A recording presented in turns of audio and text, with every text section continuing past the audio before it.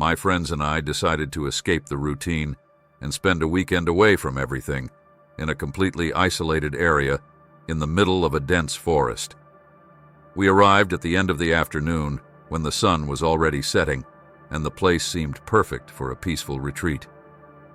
The sky was clear, with no clouds, and it reflected in the calm lake in front of us.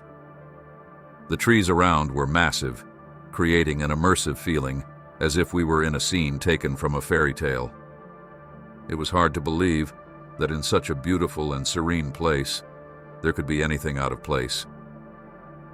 We set up the tents easily and soon lit a campfire.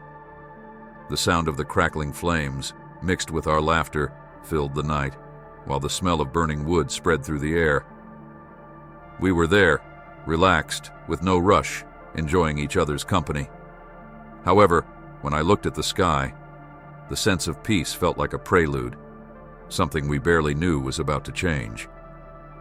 Time passed and the night deepened into an absolute silence, interrupted only by the chirping of crickets and the sound of the wind gently passing through the trees. We were all relaxed and at ease, still immersed in the beauty of that place. However, as the clock approached midnight, a peculiar sound broke the calm. At first, we didn't pay much attention, thinking it might be an animal moving between the trees or just the sound of nature adjusting to the night. But soon it became clear that the sound was different. Something or someone was moving irregularly, with heavy and dragging steps, as if walking on the ground covered with dry leaves. A chill ran down my spine, but we tried to calm each other, saying it was just our imagination, or some animal, maybe a deer nearby. However, as the sound intensified and got closer to where we were, it became impossible to ignore. It was as if we were being watched, surrounded by something invisible. The tension began to rise as the sound got closer and closer. We tried to ignore it, but the feeling of being watched wouldn't go away. Every time the sound got nearer, it seemed like the campfire was dimming a little more, as if the darkness around us was expanding. The flickering light of the flame wasn't enough to dispel the feeling that something strange was happening. We looked at each other, but no one had the courage to break the silence with words. The forest, which until then seemed welcoming, now felt like it was closing in on us, turning into a dangerous and unknown space. Fear spread among us, and with every crackle of the wind or movement in the trees, our hearts raced. We were about to discover what or who was watching us on that silent and threatening night. The tension took over everyone when at one point, Lucas decided he would investigate the sound that had been haunting us.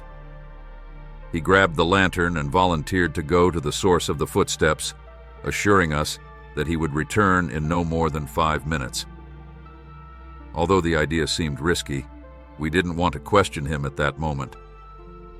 With him heading toward the sound, all we could do was wait around the campfire, trying to distract ourselves while calling his name every few minutes. The silence of the forest seemed to swallow our words, and the longer the time passed, the more our unease grew. 10 minutes passed, then 15, and the tension became almost unbearable. It was then that the silence was broken by a scream I will never forget. It wasn't an ordinary scream. It was desperate, coming from Lucas, and its intensity made our hearts race. The feeling that something was terribly wrong took over all of us, and without thinking, we decided to go after him. Despite the fear that consumed us, we grabbed the lanterns and began walking toward the sound, our hesitant footsteps echoing in the darkness of the forest.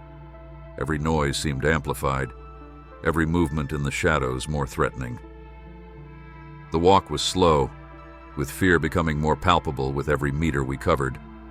When we reached a clearing, the lantern finally illuminated a scene that seemed like it was straight out of a nightmare.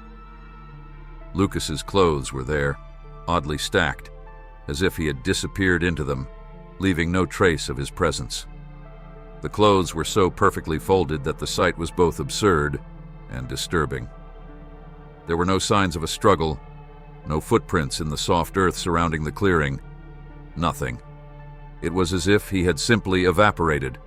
The feeling that something supernatural was happening solidified, and our concern turned into panic. We started shouting his name, calling out, but the response was nothing but emptiness. Desperate, we began searching around, scouring every corner of the clearing, but the only thing we could hear was the sound of footsteps again. Now closer, louder, clearer, as if we were being followed. Each step seemed to echo in our ears, freezing us with every new movement. Fear took over our bodies, but we couldn't stop searching, as if something inside us forced us to continue. However, the sound seemed to play with us, taunting us, coming from all sides at once, as if the entire forest was alive and mocking our attempt to understand what was happening. The feeling that we were being watched, hunted, grew even more intense. Whatever was surrounding us no longer seemed interested in hiding its presence. With fear consuming us, we decided to run back to the campsite. But when we arrived, everything seemed wrong. The scene that awaited us was nothing like the one we left behind. The tents, which had been sturdy and carefully set up, were torn, their canvases scattered and shredded, as if something had attacked them with brute force. The campfire, which had once radiated a comforting light, was now just a pile of cold ashes, lifeless, as if the heat itself had been consumed by the darkness. The silence that surrounded us was oppressive, but the worst was the feeling that something was watching us from the shadows. Every move we made was followed, but when we pointed the lanterns toward the trees or the bushes around us, we couldn't see anything. It was as if we were being watched by something invisible, something hiding in the darkness, enjoying our fear. The air was dense and heavy, and the psychological pressure grew with each passing second. Fear quickly spread among us, and the decision to leave that place became unavoidable. Without wasting any more time, we grabbed what we could carry, our hearts pounding, and began to walk hurriedly toward the car. Every step felt heavier than the last, and the sound of dragging footsteps continued to follow us, even closer, as if something was hunting us. The feeling that we were being expelled from the forest was palpable. The sound seemed to accompany our movement, appearing when we slowed down, growing louder when we sped up, as if it were enjoying our desperation. The forest, which had once seemed welcoming, now turned into a labyrinth of shadows and uncontrollable sounds, and the exit seemed farther and farther away. We forced ourselves to keep going, our bodies exhausted, but the need to escape drove us forward, without looking back. The fear of becoming prey to that invisible thing pushed us on. Finally, after what seemed like an eternity, we managed to reach the car. As soon as the door closed behind us, the feeling of safety, even if temporary, was a relief. We drove away as fast as we could, not looking at the shadows of the trees. The silence around us was drowned out by the sound of the engine, but even then, the feeling that something was chasing us never left us. When we got back to the city, no one believed our story.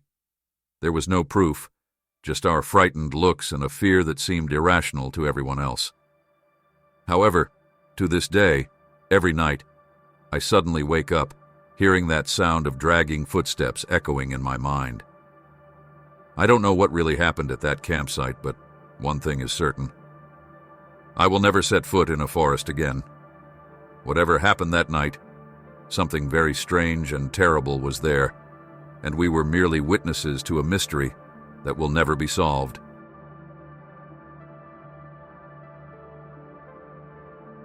Since childhood, I have always been passionate about camping.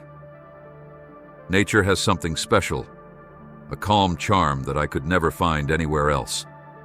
The fresh smell of the trees, the soft sound of leaves rustling in the wind, and the sight of a completely starry sky, far from the city lights, brought me an indescribable peace. It was as if time stopped and the world around me disappeared.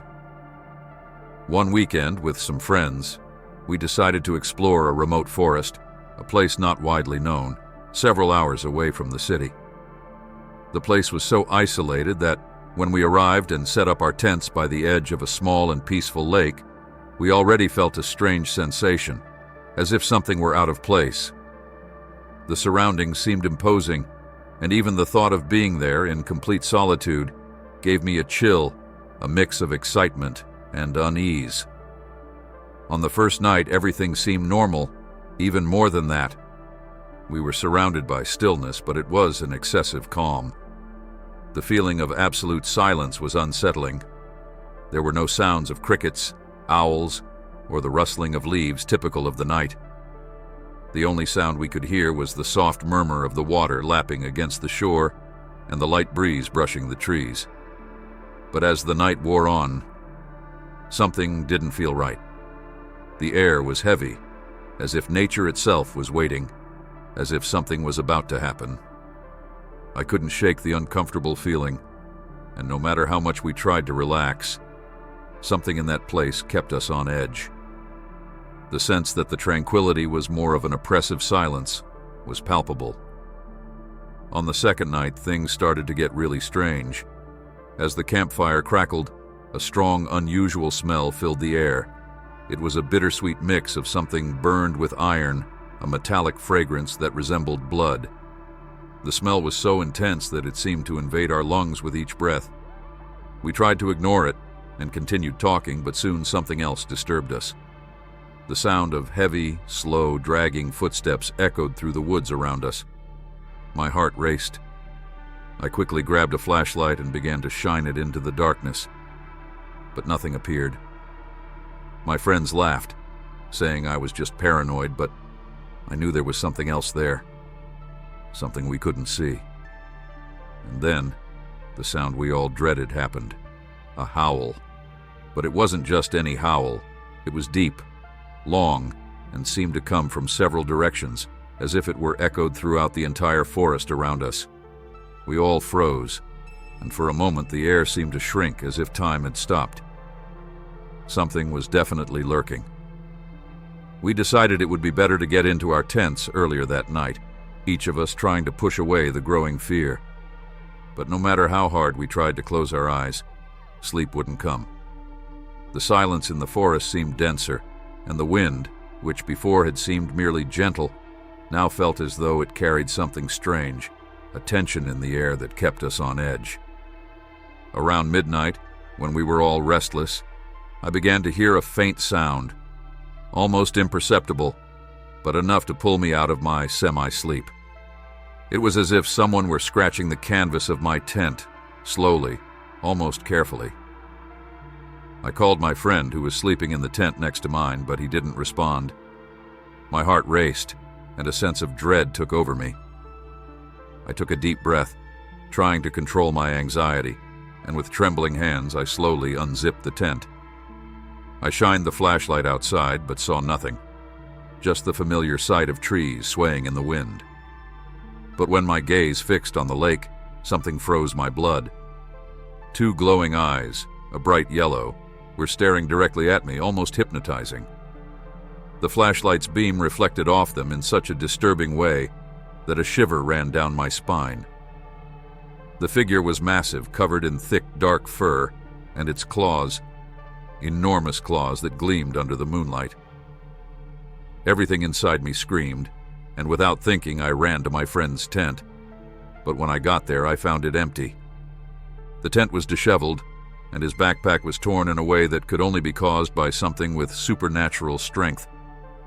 There were deep marks on the edges of the backpack, as if something with sharp claws had shredded the fabric. And then, I saw it. Blood. A red trail leading to the entrance of the tent, and in the next moment panic overwhelmed me. My other two friends were also gone. The feelings of doubt and fear that had troubled me throughout the night now turned into a terrifying reality. I shouted their names, my voice trembling with terror, but the only answer was another howl. But this time, it was much closer. A chill ran through my body, and when I turned, I saw the creature. It was there less than 10 meters away from me, and with the flickering light of the lantern in my hand, I could see it clearly. There was no doubt. It was a werewolf. Its sharp fangs glowed in the dim light, Its giant claws looked ready to tear me apart. The predatory stare fixed on me made fear settle in my body like paralysis. But, in a desperate impulse, like a reflex of survival instinct, my body finally reacted. I ran, not looking back toward the woods, trying to escape from the monster chasing me in the shadows. I can't remember exactly how long I ran. The fear made me lose track of time and space, and my legs seemed to move on instinct, faster than my mind could process. When I finally stopped, I was completely exhausted, my whole body in pain. The creature's claws had left deep marks on my arm, which now burned with pain. I knew I needed to hide, and in the darkness, I found a small hole between the roots of a tree, a makeshift refuge. I curled up there, trembling from cold and terror, hoping the worst wouldn't happen.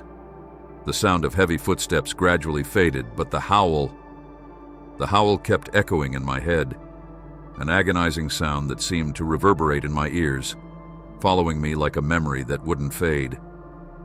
When the silence finally took over the forest, I was able to leave my hiding spot, but the feeling that something was still watching me didn't leave me at peace. When the light of day finally broke through the darkness of the night, I began to search for a path back to civilization. My mind was overwhelmed, but with effort, I managed to find a road and ask for help. When I told what had happened, no one believed my story. People looked at me with skepticism and nervous laughter, suggesting I had probably encountered a bear and gotten lost in the forest, imagining the rest of everything that had happened. But no matter how much they tried to rationalize, I knew what I had seen. I knew what had hunted me that night. Now, every time the full moon appears in the sky, I feel a shiver run down my spine. The memory of that creature, its glowing eyes, and the distant howl never leave me. There are times when I feel it is still hunting me, watching from somewhere in the darkness, waiting for the right moment to find me again. I don't know how, but I know it's still out there waiting for the next encounter.